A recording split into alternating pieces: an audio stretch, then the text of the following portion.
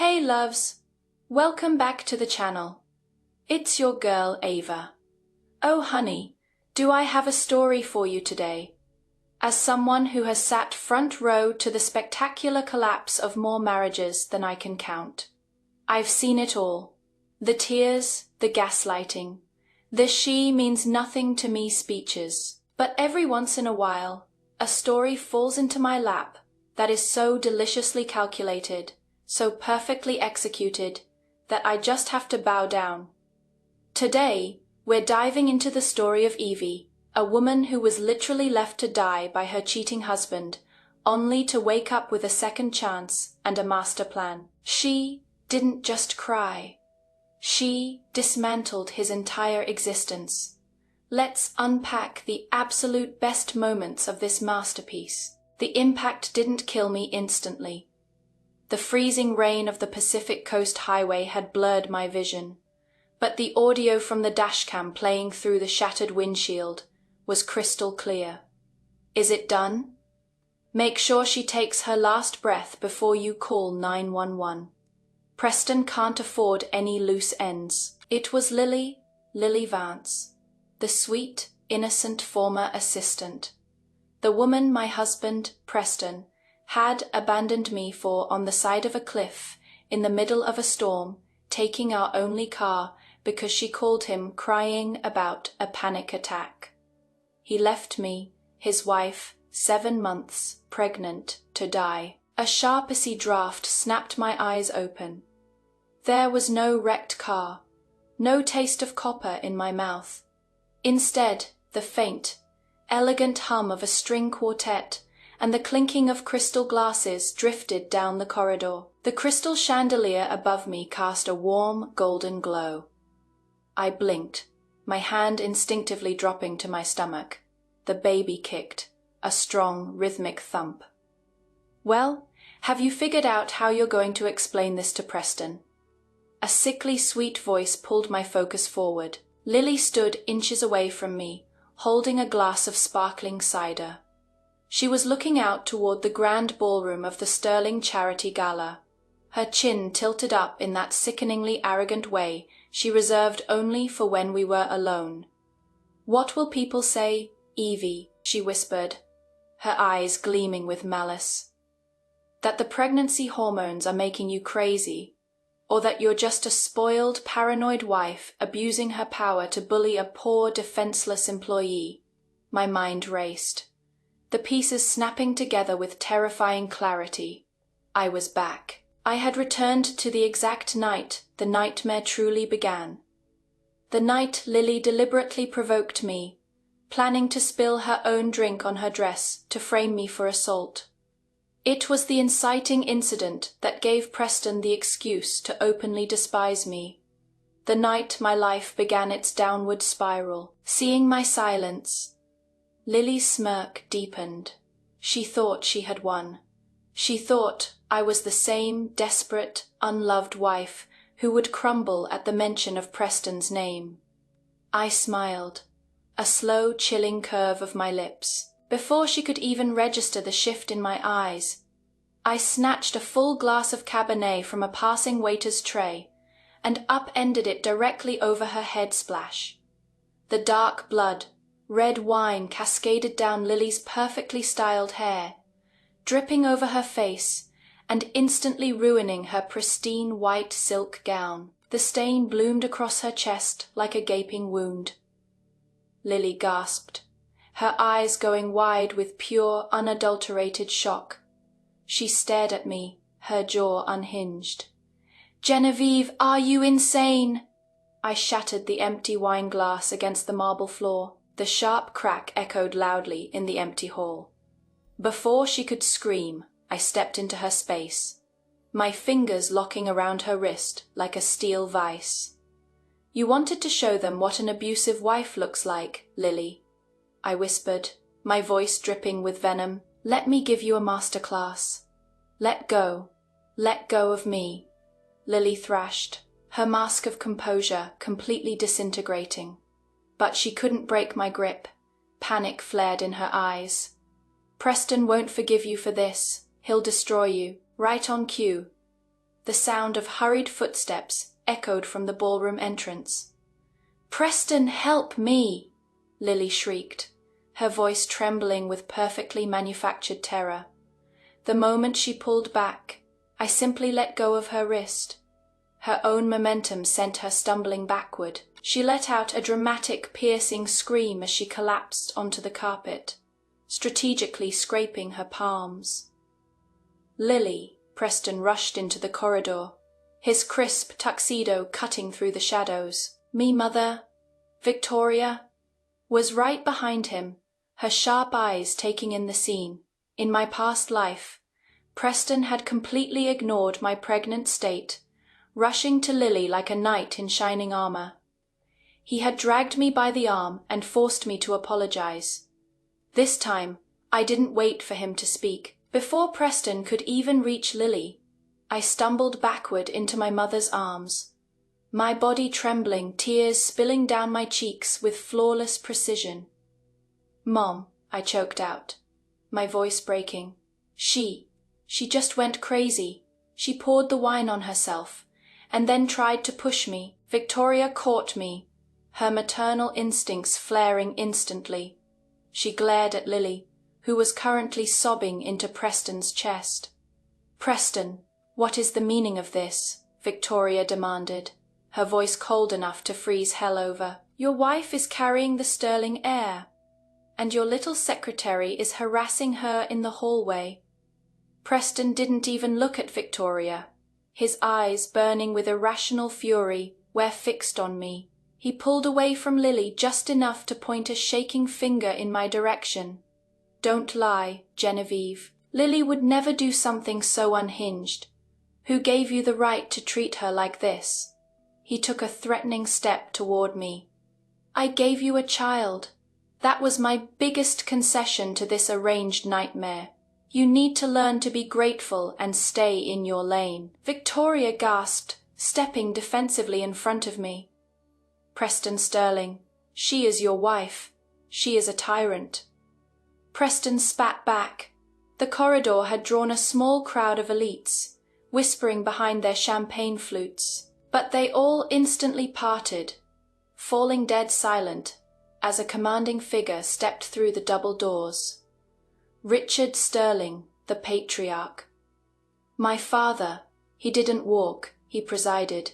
His gaze swept over the broken glass, the stained secretary, and his furious son. "What," Richard said, his voice dangerously quiet, "is going on here?" I buried my face in Victoria's shoulder, letting out a pitiful, heart-wrenching sob. "Dad," I cried, making sure my voice carried to every corner of the hallway. "Lily told me to leave Preston," she said. "She said she's pregnant with his baby, and that everything in the Sterling family will soon belong to her." I looked up, my tear-soaked eyes locking onto Preston. "Is it true, Preston? Are you really throwing me and our baby away for her?" The silence that followed was deafening. In my past life, it took months to find out about Lily's pregnancy. But this time, I was detonating the bomb right in the middle of Richard's precious high society gala. Preston froze. He looked at me with a gaze so full of hatred it could have burned holes through my skull. But the moment the word pregnant left my lips, his anger vanished, replaced by a sickeningly bright spark of joy. He looked down at Lily, his hands gripping her shoulders. "Lily, is it true?" His voice was actually trembling with excitement. It was a stark contrast to the heavy burdened sigh he had let out the day he found out I was pregnant, treating my child like a corporate deliverable. Lily hesitated. Her eyes darted toward Richard, sensing the lethal trap I had just sprung. She didn't want the secret out like this, but the greed in her heart, the desperation to secure her status, overrode her caution. She offered Preston a shy, tearful nod. "I just found out. I didn't know how to tell you." "This is amazing," Preston breathed out, pulling her into a tight embrace, completely oblivious to the social suicide he was committing. We're finally having a baby." Over his shoulder, Lily met my gaze. She offered me the tiniest, most microscopic smirk of triumph. She thought she had won the ultimate prize. She thought a baby was her golden ticket into the Sterling Empire. She had no idea she had just signed her own death warrant. Richard Sterling didn't care about love. He didn't care about romance.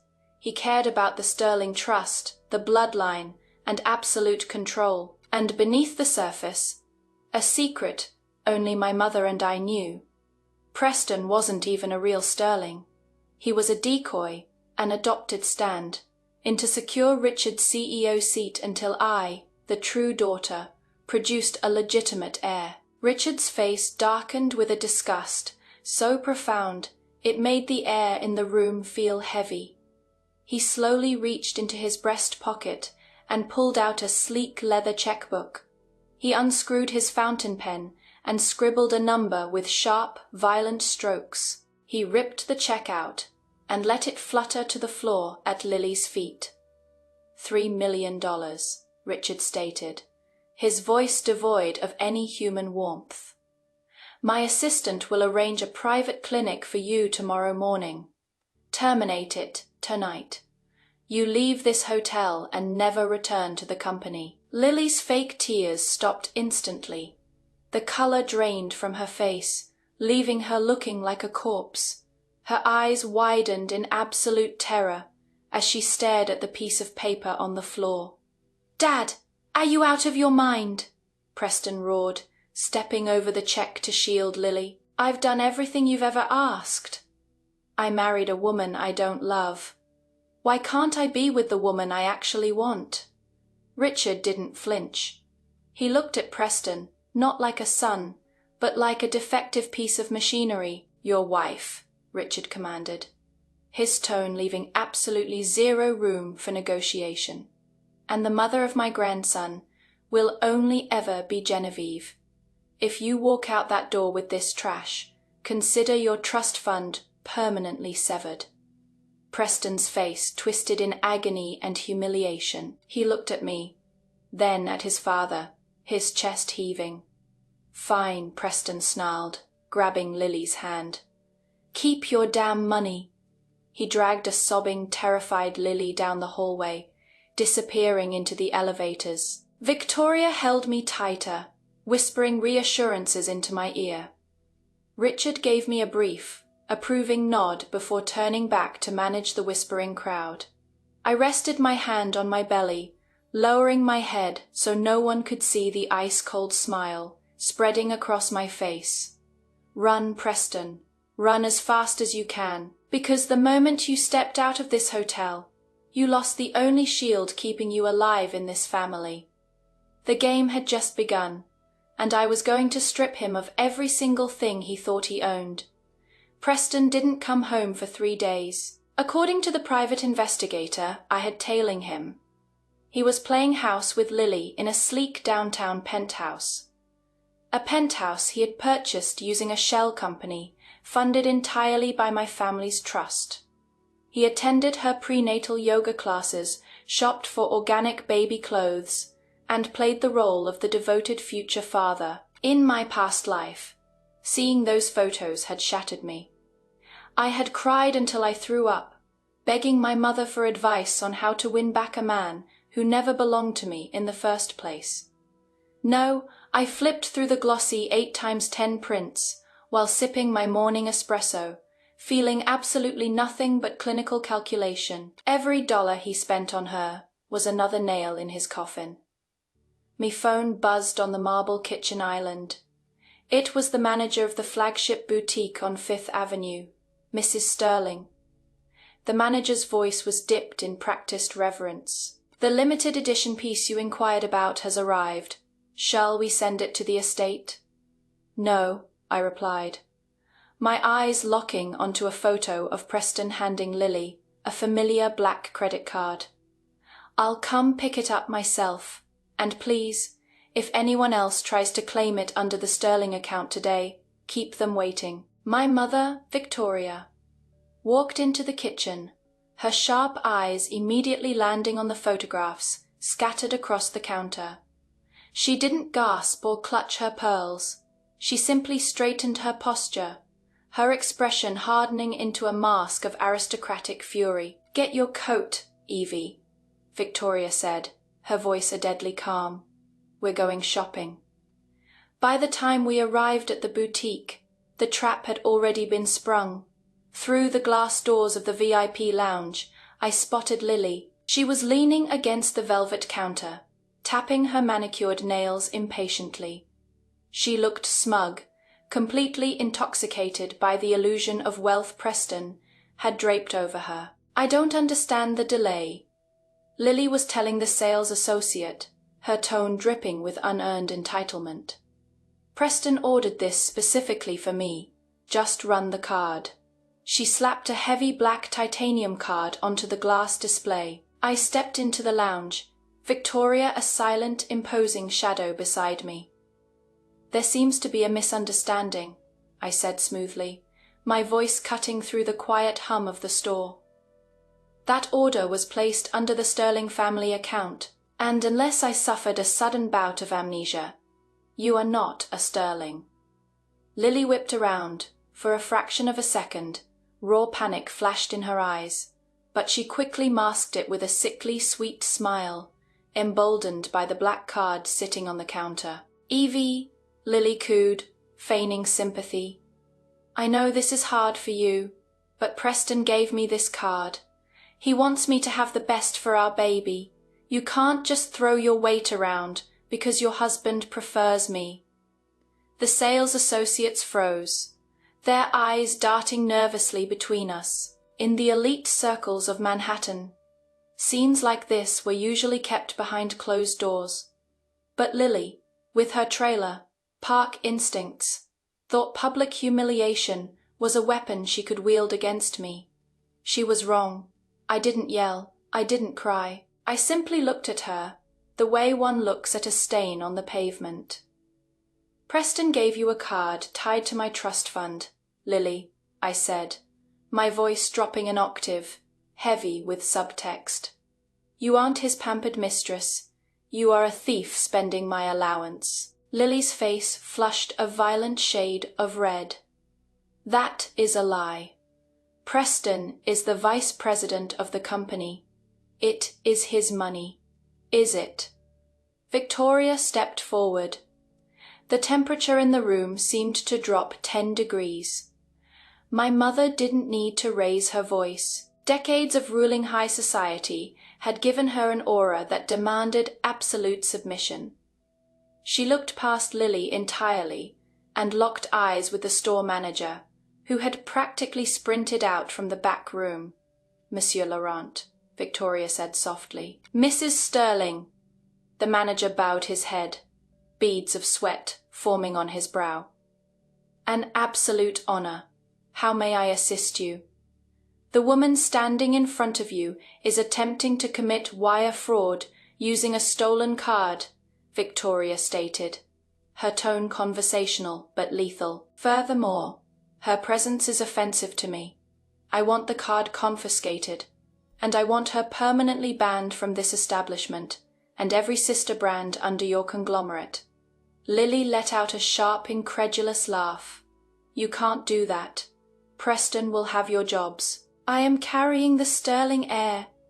Monsieur Laurent didn't even blink at Lily. He knew exactly who held the real power.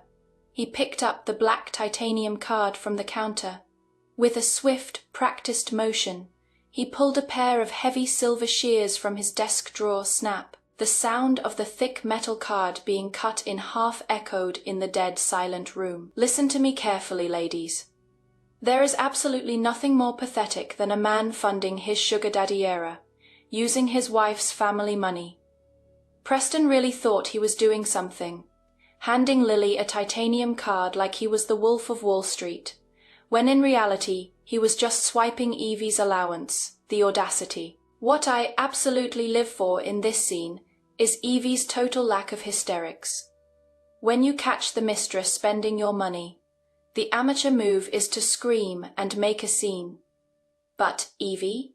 She brings her mother, the terrifying, aristocratic Victoria, and they handle it like true old money. They don't yell, they just politely ask the manager to bring out the scissors. Snap. That sound wasn't just metal breaking, it was the sound of Lily's entire Delulu fantasy shattering into a million pieces. Lily's jaw dropped. The smugness melted off her face, replaced by sheer, unadulterated horror. She stared at the severed pieces of plastic and metal as if she had just watched her own execution. "Number," she whispered, her hands trembling. "You can't. Security." Monsieur Laurent signaled to the two massive guards by the door. "Please escort this individual off the premises. She is no longer welcome." "Don't touch me," Lily shrieked as the guards closed in, the polished veneer of the innocent victim completely shattered. She glared at me, her chest heaving. "You think this changes anything, Evie? Preston loves me. He is going to divorce you and leave you with nothing." I took a step closer, leaning in so only she could hear me. "Let him try," I whispered, a razor, sharp smile playing on my lips. "But until then, enjoy the walk to the subway. It is raining." As Lily was physically marched out of the boutique, her humiliating exit witnessed by half a dozen elite shoppers, Victoria casually gestured to the surrounding displays. "Pack up everything in this room," Victoria told the manager, handing him her own card. "Send it to Evie's estate. Consider it an apology for the foul odor your previous guest left behind." Across town, in the sleek downtown penthouse, Preston's phone vibrated violently on the glass coffee table. He picked it up, expecting a sweet text from Lily. Instead, his screen was flooded with red alerts from the private bank. Transaction declined. Account frozen. Primary card holder revoked access. Preston's blood ran cold. He tried to log into his banking app. Access denied. He tried his backup credit card. Declined. Panic gripped his throat. Richard hadn't just cut him off. Evie had locked him out of the joint accounts. He was a vice president in name, but without the Sterling Trust's backing, he didn't even have enough liquid cash to pay the maintenance fees on the penthouse he was standing in. Damn it. Preston hurled his phone against the wall, shattering the screen. He was cornered. If Richard and Evie were squeezing him financially, he only had one card left to play. He needed leverage. He needed power that didn't come from his father's checkbook. He needed Arthur Kensington. Arthur was the CEO of a massive European conglomerate. Securing his exclusive contract would bring billions into the Sterling Empire. Preston had been courting Arthur for months, relying on the man's upcoming visit to New York to finalize the deal. If Preston brought that contract to Richard, no one, not even Evie, could touch him. He would be untouchable. Breathing heavily, Preston grabbed his jacket. He had to get to the airport. He had to greet Arthur personally and seal the deal. It was his only way out. He rushed out the door, completely unaware that his desperate scramble was entirely pointless, because at that exact moment, 50 blocks away in the private, soundproofed lounge of my favorite members' only club, I was pouring a glass of vintage sparkling water for a distinguished silver-haired gentleman. "So, Arthur," I smiled, sliding a sleek leather-bound dossier across the mahogany table. "Let's talk about why the Sterling-Kensington merger is going to happen under my signature, and no one else's." Arthur Kensington picked up the file, a deeply intrigued smile forming on his lips. Preston thought he was playing a game of chess. He didn't realize I had already flipped the board. JFK International Airport was a chaotic mess of delayed flights and exhausted travelers, but Preston didn't care. He stood near the private aviation terminal, checking his Rolex every 30 seconds. Arthur Kensington's jet was supposed to land an hour ago. Preston's assistant, a nervous young man named Mark, was frantically typing on his tablet. "Sir, checked the flight logs again. The Kensington jet landed. But there's no record of Mr. Kensington passing through customs here. What do you mean, no record? Preston snapped, the veins in his neck bulging. Did he reroute to Teterboro? Did you call his liaison? I tried, sir. Their phones are off. It's like they vanished the moment the plane touched the tarmac. Preston dragged a hand down his face, the panic he had felt in the penthouse creeping back in, colder and sharper this time. If he didn't secure this deal, he had nothing to bring to his father. He would be nothing more than a disgraced son with a frozen bank account and a pregnant mistress he couldn't afford. Keep calling, Preston hissed. I don't care if you have to bribe the Port Authority. Find him. While Preston was sweating under the fluorescent lights of the airport, I was sitting comfortably in the mahogany, panelled boardroom of the Sterling Tower. The room was silent, save for the soft hum of the air conditioning. Me, father, Richard, sat at the head of the massive obsidian table, his fingers steepled beneath his chin. His cold, calculating eyes were fixed on the document resting in front of him. It was the exclusive 5-year procurement contract between the Sterling Trust and the Kensington conglomerate, signed, sealed, and executed entirely without Preston. Arthur Kensington is notoriously difficult. Richard finally spoke, his voice a low rumble that commanded the absolute attention of every board member present. Preston has been chasing this man for 8 months, with nothing to show for it, but expense reports, and you closed him in 2 hours over sparkling water. I sat perfectly straight, my hands folded neatly in my lap. I didn't smile. Showing too much emotion was a weakness in Richard's eyes. Arthur and I overlapped at Wharton, I replied smoothly, omitting the part where Arthur and I had briefly dated before I returned to New York to fulfill my duty to the family. I simply reminded him that the Sterling Trust values stability and competence. I assured him that under my direct supervision, his supply chain would be bulletproof. I paused, letting my next words hang in the air. I also made it clear that dealing with subordinates who are easily distracted by personal scandals would no longer be an issue. The board members exchanged subtle, knowing glances. News of Preston's disastrous display at the charity gala had already circulated through the corporate grapevine. In this world, a mistress wasn't a sin. Being sloppy enough to let it affect the family's public image was. Richard's gaze shifted from the contract to me. For the first time in my life, I didn't see the dismissive look he usually reserved for the dutiful wife. I saw evaluation. I saw respect. Effective immediately, Richard announced, his voice echoing in the cavernous room. Genevieve is promoted to Executive Vice President of Global Operations. She will oversee the Kensington account. If you want to truly destroy a narcissistic man, you don't go after his heart, because he doesn't have one. You go after his ego and his title. Preston spent this entire marriage treating Evie like a broodmare, thinking he was the untouchable heir to the Sterling Empire. He thought his little affair was just a minor hiccup. But Evie didn't just file for divorce. She staged a corporate coup. She went behind his back, secured the billion-dollar European contract he had been fumbling for months, and served it to her father on a silver platter. The way she casually mentions that she and the European CEO overlapped at Wharton's chef's kiss. She reminded a room full of old, powerful men that Preston was a sloppy liability, and she was the actual shark in the water. He turned to his chief of staff. You'll locate Preston's office to the annex on the 14th floor.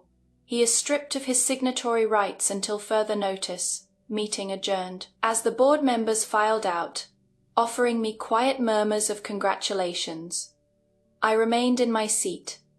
I looked down at the polished surface of the table, seeing my own reflection. One piece down. Preston burst through the front doors of the Sterling estate just past midnight. He looked like a man who had been dragged behind a car.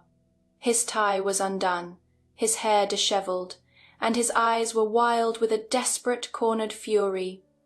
I was sitting in the dimly lit library, sipping a cup of decaf tea, a thick cashmere throw draped over my lap. "You!" Preston roared, storming across the Persian rug. He slammed his hands down on the armrests of my chair, trapping me.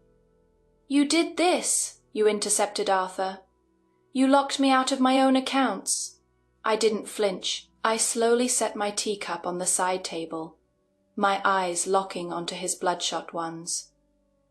"I secured a contract for the family, Preston," I said calmly. "Something you failed to do. You should be thanking me, thanking you." He let out a dark, unhinged laugh. "You vindictive bitch. You think because my father patted you on the head today that you've won. You're just a pawn, Evie, a broodmare he uses to keep the board happy." "And what does that make you?" I asked, my voice dropping to a lethal whisper. "A fake heir who can't even afford to buy his mistress a handbag without stealing from his wife." The truth hit him like a physical blow. His face contorted, a mix of profound humiliation and explosive rage.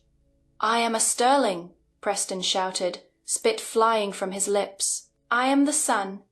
My father will never hand the company over to you. He's just punishing me. Once Lily has my son, Richard will welcome me back with open arms, and I am going to throw you out on the street with nothing." He leaned in closer, his breath reeking of stale scotch. "I'm filing for divorce, Genevieve, and I'm to make sure the prenup leaves you destitute. You'll be begging me for scraps." I stared at him, letting the silence stretch until it became suffocating. Then he reached into the pocket of my cardigan and pulled out my phone. The screen was illuminated, a red recording icon blinking steadily in the dark room. Preston froze. I pressed stop, saving the audio file. A divorce. I tilted my head, offering him a smile that didn't reach my eyes. On what grounds? Preston, that I was too competent. Or maybe we can play this recording in family court. The one where you admit to using trust funds to maintain an extramarital affair, threaten the mother of your unborn child, and openly plot to manipulate the CEO of the Sterling Trust. The blood drained completely from Preston's face. He stared at the phone as if it were a loaded gun pointed directly at his chest. "Delete that," he whispered, his voice trembling. "Oh, Preston," I sighed, standing up slowly. I brushed past him, the faint scent of my expensive perfume lingering in the air. "You really don't understand the game we're playing, do you?" I paused at the doorway, looking back at him over my shoulder. He looked incredibly small, standing alone in the massive shadowy library. "You can't divorce me, Preston. Because if you try, I won't just take half. I will take everything. I will take the company. I will take the trust. And I will leave you and Lily rotting in that trailer park she crawled out of." I turned and walked up the grand staircase, leaving him standing in the dark, the crushing weight of his own powerlessness finally settling over him. He thought he was the predator. He didn't realize he was already bleeding out in the trap.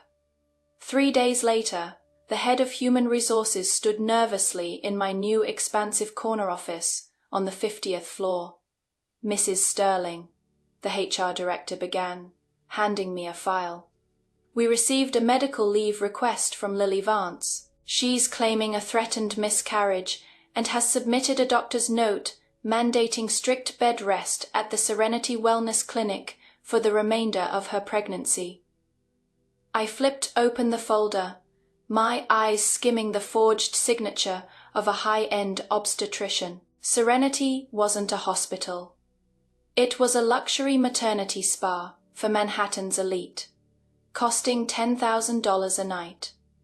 Preston, despite his frozen accounts, had clearly liquidated some of his hidden stock options to stash her there. Lily was using her delicate condition to hide from the fallout of the gala, living like a billionaire's wife while playing the victim's strict bed rest.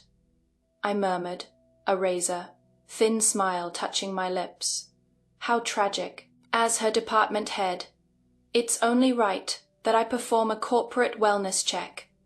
Gather the VP of Public Relations and join me. We're going to pay Miss Vance a visit. An hour later, our sleek black SUV pulled up to the private clinic, when the nurse guided us to the VIP penthouse suite. The door was cracked open. The sound of tacky, loud laughter echoed into the pristine hallway. I pushed the door open. There was Lily, looking anything but bedridden. She was lounging on a plush velvet chaise, wearing a silk robe, while a manicurist painted her toenails. The suite was littered with designer shopping bags. Sitting across from her, sipping champagne, was an older woman with heavily bleached blonde hair and too much cheap perfume. Lily's mother, Brenda. I am telling you, Ma. Lily was giggling, popping a chocolate-covered strawberry into her mouth. Once the baby is born. Preston is moving me into the main estate. That old witch he's married to is getting thrown out with nothing. That is my girl, Brenda cackled, raising her glass. Make sure you get the summer house in the Hamptons, too. Excuse me, I said, my voice cutting through the room like a scythe. Lily choked on her strawberry. She whipped her head around, her face draining of color, the second she saw me flanked by the company's top executives. The manicurist quickly packed her tools and scurried out. Evie, Lily gasped, instinctively pulling her robe tighter as if it could protect her. What are you doing here? Brenda stood up, her eyes narrowing as she looked me up and down. Who the hell are you? You can't just barge in here. My daughter is carrying the sterling heir. I didn't even look at Brenda. I kept my gaze fixed entirely on Lily, watching the sheer terror dilate her pupils. Miss Vance, I said, my tone perfectly professional, which only made it more terrifying. Human Resources received your request for 6 months of paid leave. However, upon reviewing your file with the clinic's administration downstairs, it appears there is no medical record of a threatened miscarriage. The HR director stepped forward, his face stern. Forging medical documents to defraud the company is a felony, Miss Vance. Effective immediately. Your employment at Sterling Trust is terminated.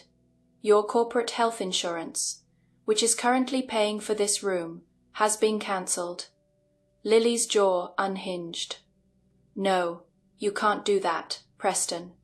Preston has no authority here, I interrupted smoothly. I finally turned my attention to Brenda, who was staring at us in confusion. You must be Lily's mother. I am Genevieve Sterling, Preston's wife. Brenda froze, her champagne glass slipping from her hand and shattering on the hardwood floor. Wife, Lily told me he was getting a divorce. She said he was leaving you. Did she? I tilted my head, feigning pity. How embarrassing for you. Your daughter isn't the future Mrs. Sterling. She's an unemployed mistress who just lost her health insurance. I suggest you pack her bags. The clinic expects this room vacated in 20 minutes before they start charging you out of pocket. Lily! Brenda shrieked, turning on her daughter like a rabid dog. You lied to me. You stupid, useless girl. I bragged to everyone back home as Brenda began screaming and throwing a throw pillow at her hysterical daughter. I simply turned on my heel and walked out. The illusion was shattered. Lily wasn't a princess. She was a fraud. And now, even her own greedy mother knew it. By the time I returned to the Sterling Tower, Richard was waiting for me in his private study. I didn't waste time. I placed a bound dossier on his mahogany desk. What is this? Richard asked, his sharp eyes narrowing. It's a proprietary algorithm for automated supply chain logistics, I explained, taking a seat across from him. I funded the research through a shell company during my time at Wharton. The patent was approved this morning. It will cut our international shipping overhead by 30%, entirely neutralizing the leverage our European competitors have over us. Richard opened the file. As he read the technical summaries and the patent ownership, solely in my name, his posture changed. The cold, impenetrable patriarch looked at me with a profound, almost terrifying realization. He had spent his entire life trying to mold Preston into a shark. He hadn't realized he had a leviathan living under his own roof. "You've been holding on to this," Richard said quietly, waiting for the right moment. "I am a sterling, Dad," I replied, my voice steady, holding his gaze. "I protect the Empire. Preston protects his ego. I think it is time we stop pretending he's capable of sitting in your chair." Richard closed the file. He didn't smile, but the definitive nod he gave me was worth more than a crown. Preston was officially dead to him. When I finally returned to the estate that evening, the house was eerily quiet. I walked into my private sitting room and stopped. Preston was sitting on the edge of my sofa. He looked entirely unrecognizable. His designer suit was wrinkled. His eyes were sunken with dark circles, and he was trembling. The arrogant, entitled boy who had left me to die on a highway in my past life was gone, replaced by a pathetic, broken shell. He looked up at me, his eyes bloodshot and desperate. "Evie," he croaked, his voice cracking. He actually slid off the sofa, his knees hitting the carpet. "Please." I looked down at him, feeling a surge of absolute disgust. "Get up, Preston. You are staining the rug. I need $20 million, he begged, ignoring my insult, his hands grasping at the hem of my skirt. "Evie, please. I know you have access to the discretionary fund. Just transfer it to my private account. I'll do whatever you want. I'll sign the post. Nup, I'll give up my board seat. Just give me the money." I stepped back, forcing his hands off me. 20 million. Did Lily's hospital bill run a little high? "It is not the hospital," Preston shouted, his voice laced with pure panic. It is her brother, her family. They have debts, Evie, bad debts. And now those people are coming after me because my name is on her lease. They said if I don't pay, he broke off into a pathetic sob. He was drowning. Lily's trashy, parasitic life had finally latched onto him, dragging him down into the mud. I walked over to my desk, my heels clicking methodically against the floorboards. I picked up a thick manila envelope my private investigator had dropped off an hour ago. "You think you owe them money, Preston?" I asked softly, turning back to him. "Let me show you exactly what you've been paying for." I tossed the envelope at his chest. The clasp broke, and dozens of high-definition photographs spilled across the floor surrounding him. Preston stared at them. His breath hitched. The photos were crystal clear. Lily, heavily pregnant, sitting in the VIP booth of a seedy downtown club. She wasn't crying. She wasn't having a panic attack. She was laughing, dripping in the jewelry Preston had bought her, and she was passionately kissing a heavily tattooed man, the supposed brother who owed the debts. The next photo showed the man holding the black credit card Preston had given her, paying for bottle service. "She's been playing you, Preston," I whispered, watching his sanity fracture in real time. The panic attacks, the debts, the brother. It was all a scam to siphon your trust fund to her ex-boyfriend. Preston's hands shook violently as he picked up a photo. His eyes widened, completely unhinged, as the reality of his own utter stupidity crashed down on him. "No," he gasped, his voice a hollow, broken sound. "No, she loves me. She said the baby." "Oh, Preston," I smiled, the ultimate predator looking down at her prey. "Are you even sure that baby is yours?" The silence in the room was absolute, broken only by the ragged, animalistic sound of Preston's breathing. He remained on his knees, surrounded by the glossy photographs of Lily and her tattooed lover. His eyes darted frantically from image to image, his mind violently rejecting the truth before finally collapsing under its weight. Everything he had sacrificed, his father's respect, his inheritance, his dignity, had been for a lie. He hadn't been the knight saving a damsel from the slums. He had been the ultimate mark. A walking ATM for a trailer park grifter. "She lied to me," Preston whispered, his voice vibrating with a terrifying, hollow resonance. Then he looked up. The despair in his eyes vanished, instantly replaced by a blinding, psychotic rage. He didn't look at the photos anymore. He looked at me. He looked at the calm, immaculate woman standing above him, the woman who had systematically dismantled his entire life without breaking a sweat. "You knew," he snarled, his lips pulling back over his teeth. "You knew all of this, and you just watched me destroy myself." "I didn't destroy you, Preston," I replied, my voice icy and perfectly steady. "I just stopped cleaning up your messes. You destroyed yourself, you arrogant bitch." Preston lunged. It was a desperate, uncoordinated attack born of pure humiliation. He threw his weight forward, his hands reaching for my throat. In his twisted, broken mind, I was the architect of his misery. If he could just silence me, he could take back control. But I wasn't the weak, pregnant wife shivering in the rain anymore. I was ready. As his fingers grazed my collarbone, I smoothly stepped to the side, my hand slipping into the pocket of my blazer. I pulled out the sleek, high-voltage stun gun I had purchased the day I was reborn. "Let's talk about the fragile male ego, shall we?" When Preston is finally confronted with the truth. That Lily was playing him, that the baby wasn't his, and that he threw away a billionaire empire for a grifter.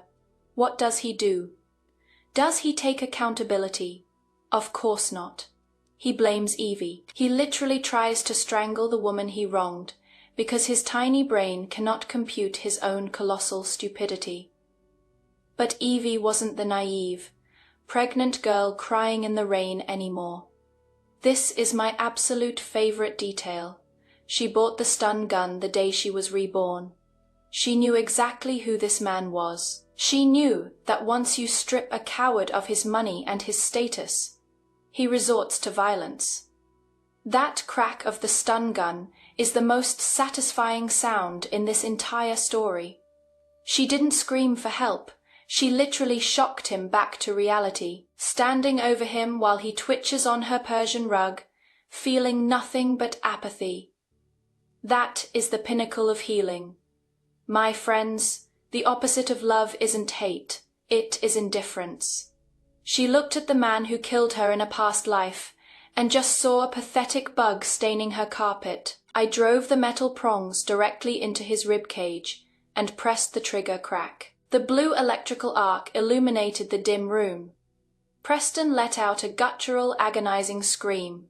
His body convulsed violently, his muscles locking up before he collapsed onto the Persian rug, like a puppet with its strings cut. He lay there, twitching and gasping for air, unable to move. I stood over him, my pulse barely elevated. I looked down at the man who had once left me to die, feeling nothing but profound apathy.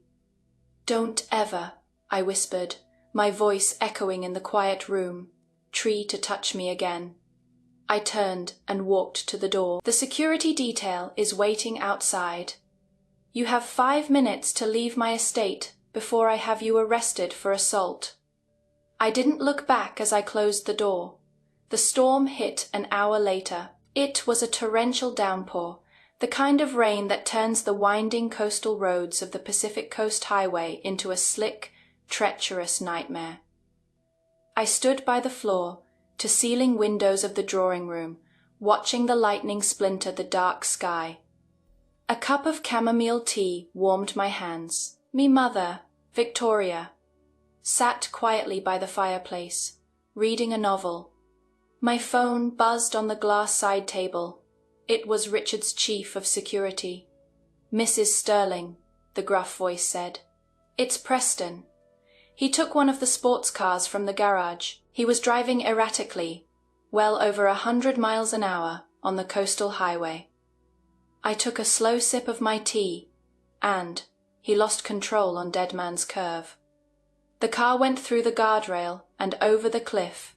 The Coast Guard is retrieving the wreckage now, but he was pronounced dead on the scene. I closed my eyes.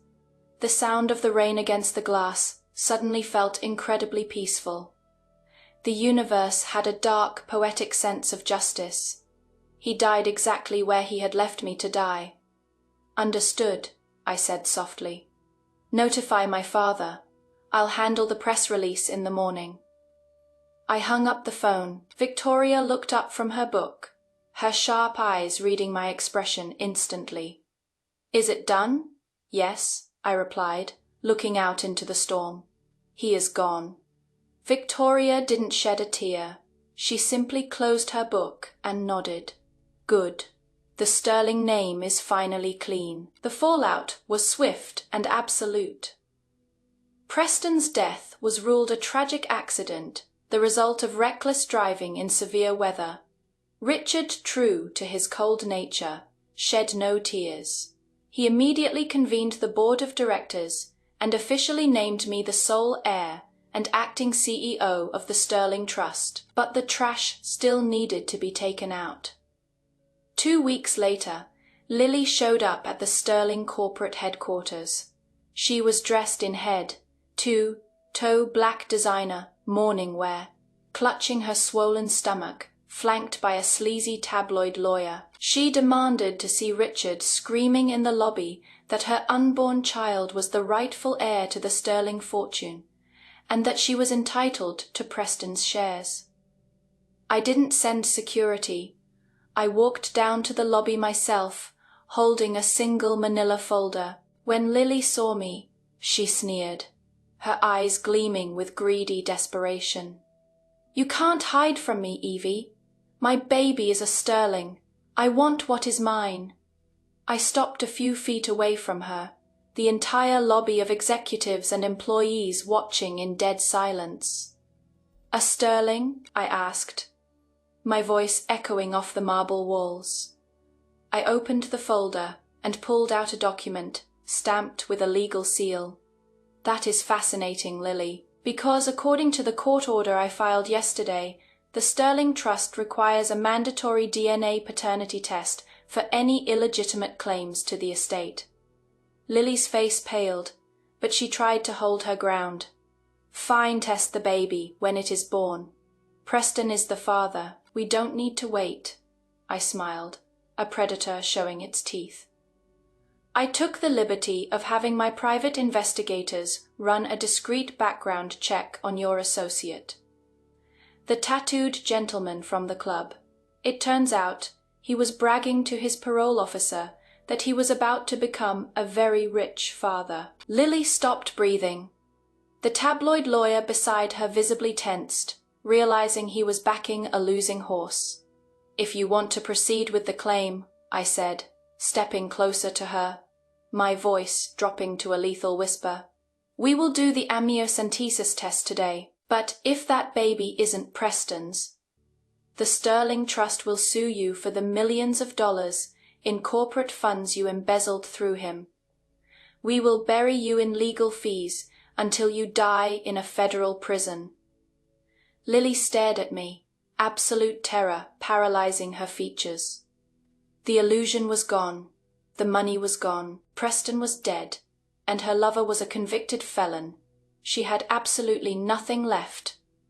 You are a monster," she whispered, tears of genuine defeat spilling down her cheeks. "No, Lily," I corrected her smoothly. "I am the CEO."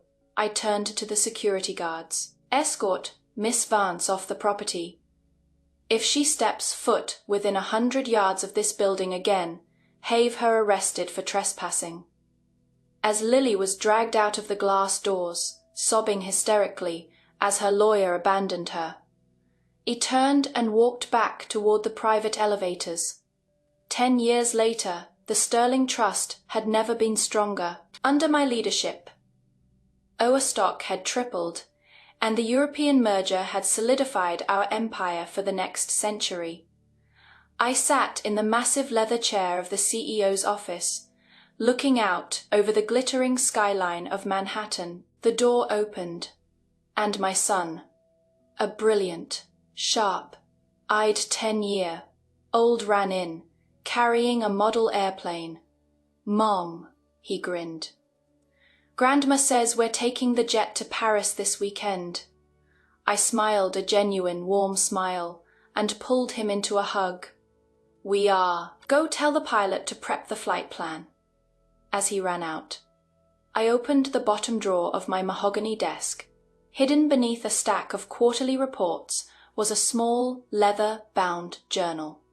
The pages were slightly yellowed, filled with the meticulous notes and plans I had written the night I woke up from the crash. I picked up a gold fountain pen and flipped to the very last page. The ink flowed smoothly as I wrote the final entry. This was my second chance. I rewrote the script, I took the crown, and I survived. If there is another life after this, I pity anyone who tries to stand in my way. I closed the journal, locked the drawer, and looked back out at my empire. The storm was long gone. The reign of the true heiress had just begun. All right, let's bring it all home. What Evie did here wasn't just revenge. It was an absolute reclamation of her narrative.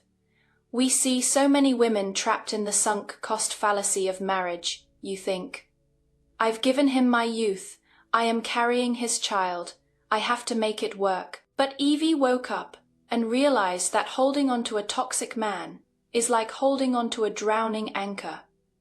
You have to let go, or you'll sink with him. The poetic justice of Preston dying in a car crash on the exact same cliff where he abandoned her. Honestly, the universe was working overtime on that script. And Lily, left with no money, a felon baby daddy, and the threat of federal prison. She tried to play the Game of Thrones and ended up back in the trailer park. Evie's story is a dark, beautiful reminder that you are the author of your own life. You don't have to be the victim in his story when you have the power to be the villain in his nightmares. She protected her peace, her child, and her empire. So we want to hear from you guys. Let's get messy in the comments. If you woke up tomorrow on the worst day of your past relationship, knowing everything you know now, what's the first move you're making? Are you playing the long game like Evie? Or are you burning it down immediately? Drop your thoughts below. Hit that subscribe button if you love a good karma story. And I'll see you in the next video. Stay smart. Stay fierce. And never let a man play with your trust fund. Bye, loves.